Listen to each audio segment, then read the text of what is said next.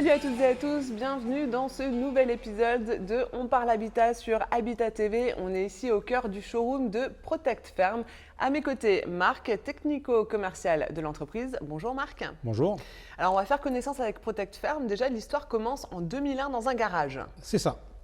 Et qu'est-ce qui s'est passé ensuite? L'activité a démarré à la base avec tout ce qui était porte de garage, volets roulants et portail. On le voit autour de nous, on a des portes. Et en 2010, justement, plus tard, arrivent les fenêtres. Pourquoi? Voilà, en 2010 arrivent les fenêtres parce que justement on avait un complément qui était plutôt un complément extérieur de la maison.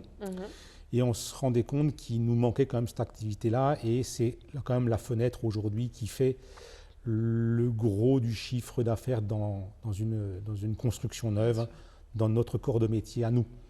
Quel est le profil des clients, de vos clients? Alors c'est très étrange, hein, je dirais, on a toujours pensé qu'effectivement en vendant du moyen haut de gamme, on toucherait plus, on va dire, de la clientèle aisée ou pas forcément du primo-accédant. Après, on ne va pas se mentir, hein, on vit dans une région où les gens ont quand même, on va dire, en général de bons salaires au travers de la Suisse, et il nous arrive même d'avoir effectivement des chantiers aujourd'hui avec des primo-accédants, puisque donc le budget est quand même en face. Mais je me répète, hein, finalement, une très bonne fenêtre ne coûte entre guillemets que 15-20% plus cher qu'un produit basique. Après, donc, on le récupère dans les économies réalisées, les économies d'énergie en fait. Tout à fait. Le tout, c'est vraiment de convaincre la personne et de la rendre attentive. Mais je me répète, ça devient de plus en plus facile. Aujourd'hui, il nous arrive de plus en plus couramment d'avoir des gens qui viennent chez nous et qui nous disent, écoutez, voilà, je voudrais de la fenêtre, mais je voudrais du triple vitrage. Voilà, ça commence à rentrer dans les mœurs. Ça se démocratise. Premier cliché, les portes et les fenêtres sont uniquement fabriquées en Asie. Ah bon? Donc c'est un cliché. Vous, d'où viennent vos produits? Alors, nos produits viennent principalement d'Autriche pour tout ce qui est fenêtres et portes d'entrée.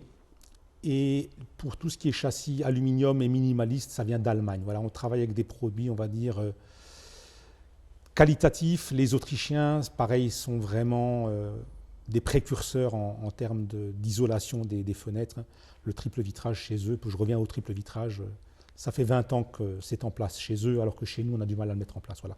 Ce sont des gens qui ont toujours cherché la performance thermique et la qualité, et également, très important, hein, c'est bien beau de vendre un produit premium, mais quelque part, il faut avoir un service après-vente irréprochable. Le triple vitrage n'a pas bonne réputation.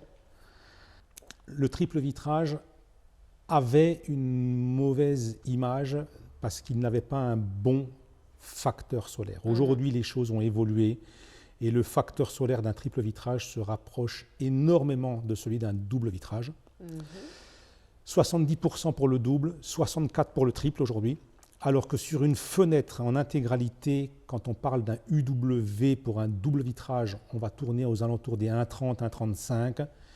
Et en triple vitrage, on va être aisément à 0,8. Donc on voit qu'on va avoir une fenêtre du fait qu'on y intègre un triple vitrage qui sera 40% plus performante, alors qu'en termes de facteur solaire, quand je vous parlais de 64 à 70, on n'a qu'une différence de 6%. Donc pour faire simple, un bon triple vitrage ne laisse pas entrer le froid, mais garde la chaleur à l'intérieur. Tout à fait. On est bon au niveau performance. On est très bon. Allez, on termine avec un dernier cliché. Le design et la solidité, ça ne va pas du tout ensemble. C'est vrai, design et solidité. Pas forcément un cliché.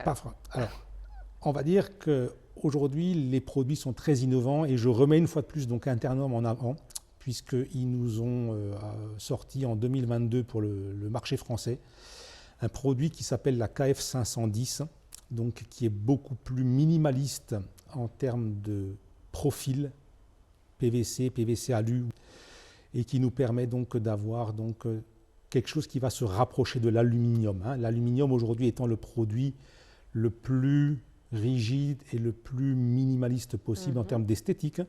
Et aujourd'hui, effectivement, avec la KF510 de chez Internorm, on se rapproche énormément de l'aluminium, tout en conservant un produit qui est plus chaud au contact. L'aluminium sera toujours froid au contact côté intérieur.